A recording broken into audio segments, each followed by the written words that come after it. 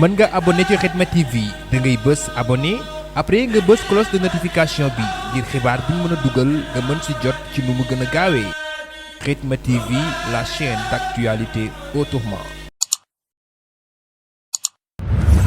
li gën a fës ci ayu bés bi bokk na ci ki nga xam ne moom mooy commissaire Thioban moom mi nga xam ne moom moo jiite commissaire bu Ndaamaatu doon amal li nga xam ne moom mooy ndaje ab waxtaan jëm ci li nga xam ne moom mooy wàllum sécurité jëm ca Touba waaye bi mu jëlee kàddu am kàddu yu mu yëkkati yoo xam ne mën nañoo wax ne neexul bu baax ñi nga xam ne ñooy ñenn ci kilifa yi nga xam ne ñoom ñooy yeewoo ci Touba ki nga xam ne moom mooy commissaire Thioban dafa xamle ne ñi nga xam ne ñoom ñooy kuréelu Safinatul Amaan ak ñi nga xam ne moom mooy Xuddaamul Xadim am na yenn melokaan yoo xam ne si ni civil waru ko def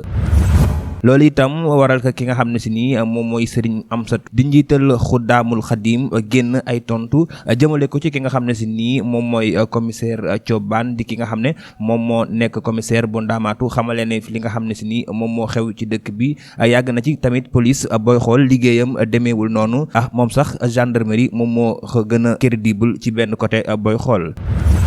ba tey li nga xam ne si ni moom moo gën a fës ci ayu bis bi ñaari xale yu ñuy gis ci benn terrasse ñiy def naka su dul noonu waaw am déet ñi nga xam ne ñoom ñooy waajuru ñaari xale yooyu noonu indi nañ ci ay leeral xam le ne ñaari xale yooyu defuñu lenn lu dul yëfi xale di dalal xel itam di leen wax ne dara xewul foofu noonu.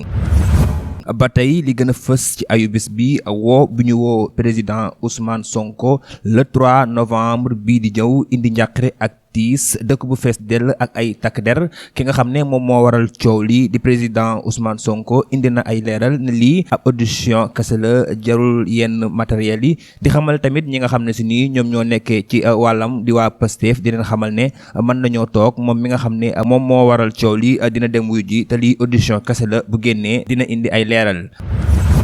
lii moo gën a fës ci ayu bis bi ñu leen di jox dig daje ba beneen yoon. mën nga abonné ci Khidma TV da ngay bës abonné après nga bës cloche de notification bi ngir xibaar bu ñu mën a dugal nga mën ci jot ci nu mu gën a gaawee Khidma TV, la chaîne d'actualité autrement.